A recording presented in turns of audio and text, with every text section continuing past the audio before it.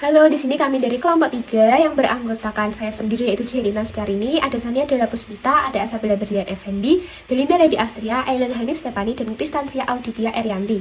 Pada kesempatan kali ini, kami akan mempresentasikan hasil big project dari kelas statistika bisnis yaitu dengan judul rata-rata harga beras bulanan di tingkat penggilingan menurut kualitas rupiah per kilo pada tahun 2020 hingga 2022. Yang pertama, di sini saya akan menjelaskan fenomena. Pangan merupakan kebutuhan primer bagi manusia. Persoalan pangan yang sering muncul mengenai harga ialah beras. Food and Agriculture Organization of the United Nations atau FAO dalam memonitoring pasar beras di dunia mengungkapkan bahwa Indonesia merupakan negara produsen beras yang cukup besar di dunia. Rata-rata harga beras juga dipengaruhi oleh kualitas dari beras itu sendiri. Menurut Badan Pusat Statistik atau BPS, panen setiap tahunnya mengalami surplus atau lebih dari kebutuhan pangan harga beras di tahunan di Indonesia. Selanjutnya yaitu perumusan masalah. Sesuai dengan fenomena tersebut, peneliti menetapkan beberapa rumusan masalah dari penelitian ini antara lain sebagai berikut. Yang pertama yaitu bagaimana rata-rata harga beras bulanan di tingkat penggilingan menurut kualitas rupiah per kilogram pada tahun 2020 hingga 2022. Yang kedua yaitu apakah terdapat pengaruh dari rata-rata beras bulanan di tingkat penggilingan menurut kualitas rupiah per kilogram pada tahun 2020 hingga 2022. Di sini saya akan menjelaskan tujuan penelitian. Sesuai dengan perumusan masalah tersebut, peneliti menetapkan beberapa tujuan dari penelitian ini. Antara lain, 1. Penelitian bertujuan untuk menguji rata-rata harga beras bulanan di tingkat penggilingan menurut kualitas rupiah per kilo tahun 2020 sampai 2022. 2. Penelitian bertujuan untuk menguji pengaruh dari rata-rata beras bulanan di tingkat penggilingan menurut kualitas rupiah per kilo tahun 2020 sampai 2022.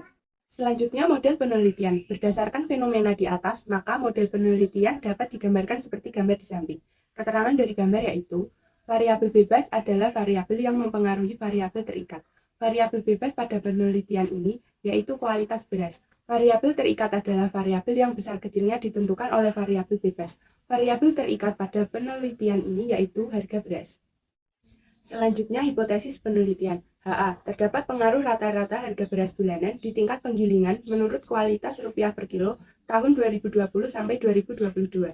HO. Tidak terdapat pengaruh rata-rata harga beras bulanan di tingkat penggilingan menurut kualitas rupiah per kilo tahun 2020 sampai 2022.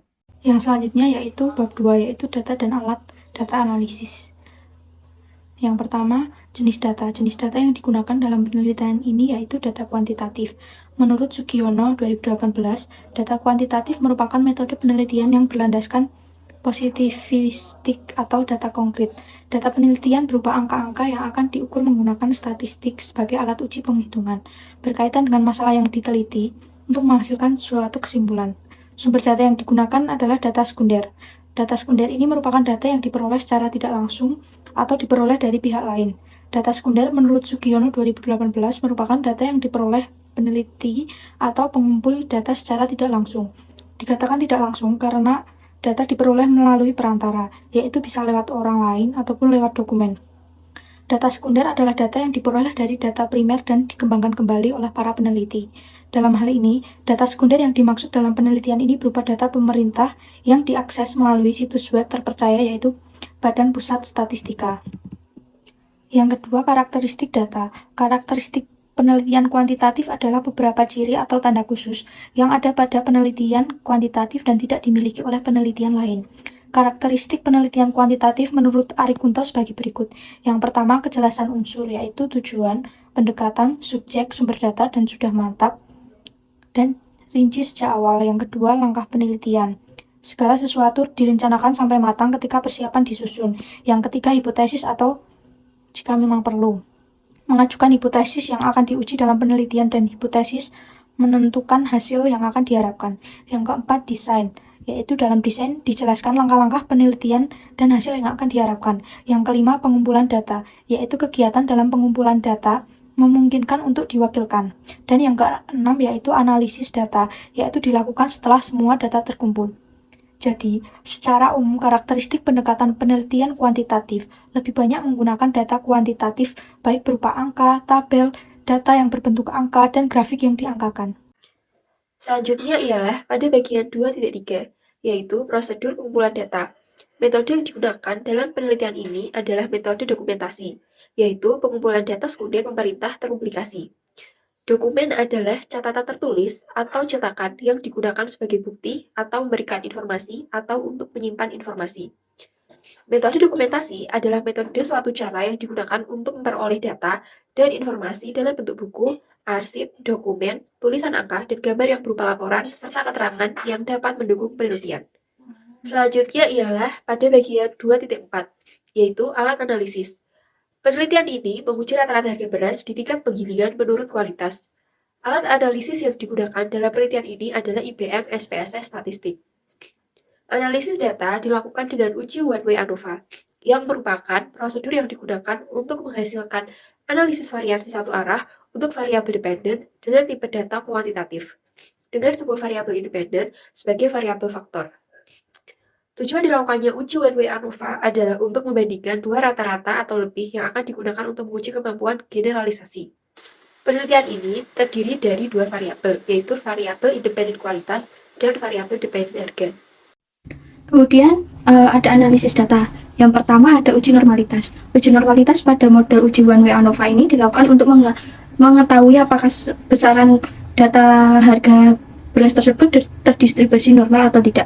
Karena dalam uji one-way ANOVA, asumsi dasar yang harus terpenuhi adalah data terdistribusi normal.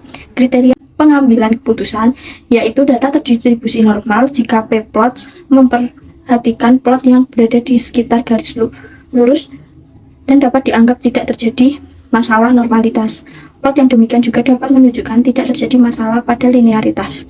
Lebih lanjut, bisa melakukan uji normalitas dengan pendekatan Kolmogorov-Smirnov dengan tingkat signifikan di atas 0,05. Dari tabel diperoleh nilai sig Kolmogorov-Smirnov kualitas premium sebesar 0,015 lebih besar dari 0,05. Lalu kualitas medium sebesar 0,035 lebih besar dari 0,05. Dan terakhir ada luar kualitas yaitu sebesar 0,023 lebih besar dari 0,05. Maka artinya terbukti secara signifikan bahwa data terdistribusi normal dengan tingkat alfa 5%, sehingga data tersebut dapat dilanjutkan dalam uji one-way ANOVA. Selanjutnya ada uji Levene. Uji Levene digunakan untuk menguji homogenitas variasi untuk lebih dari dua kelompok data dan merupakan alternatif dari uji Bartlett. Uji ini dilakukan dengan selisih masing-masing data dengan rata-rata kelompoknya. Dari tabel tersebut menunjukkan bahwa nilai signifikan C sebesar 0,618 lebih besar dari 0,05 alfa, maka dapat diartikan bahwa terbukti secara signifikan bahwa distribusi data bersifat homogen pada tingkat alfa 5%, tidak terdapat variasi data. Berikutnya yang ketiga itu yaitu uji one-way ANOVA. Uji ANOVA digunakan untuk melihat perbandingan rata-rata lebih dari dua kelompok sampel dengan menguji hubungan antara variabel dependen yaitu harga dan variabel independen yaitu kualitas. Dalam uji ANOVA terdapat asumsi yang perlu dipenuhi yaitu independen dengan subjek penelitian yang diambil dari satu kelompok independen dari subjek yang lain. Kemudian yang kedua yaitu uji normalitas, bahwa variabel dependen terdistribusi normal. Dan yang terakhir adalah uji homogen, yaitu variabel dependen memiliki varian yang sama dalam setiap kategori variabel independen. Ketika asumsi tersebut sudah terpenuhi dengan pengujian di atas, yaitu data independen, data terdistribusi normal, dan data bersifat homogen. Oleh karena itu, dapat dilanjutkan untuk pengujian one-way ANOVA. Pada gambar 3.6 dari tabel di atas menunjukkan bahwa nilai sig 0,00 lebih besar dari 0,05 alfa, maka dapat diartikan bahwa terbukti secara signifikan bahwa terdapat perbedaan harga beras pada tingkat alfa 5%, maka dapat dilanjutkan dengan analisis komparisi. Berikutnya yang keempat itu adalah analisis komparasi. Pada gambar di atas dapat dilihat bahwa perbandingan rata-rata harga premium dengan kualitas beras yang lain memiliki value positif atau lebih besar dibanding dengan harga beras yang lain. Sehingga dapat disimpulkan bahwa rata-rata harga beras paling baik adalah kualitas premium dan rata-rata harga paling rendah adalah beras dari luar kualitas. Yang terakhir itu kesimpulan. Beberapa hasil penelitian ini dapat disimpulkan bahwa yang pertama itu dari hasil uji normalitas menunjukkan bahwa data terdistribusi normal. Terus yang kedua itu dari hasil uji homogeneity menunjukkan bahwa data bersifat homogen. Yang ketiga itu dari hasil uji hipotesis menunjukkan bahwa terdapat perbedaan rata-rata harga beras bulanan di tingkat penggilingan menurut kualitas atau rupiah per kilo tahun 2020 sampai 2022. Sekian presentasi dari kelompok kami. Terima kasih.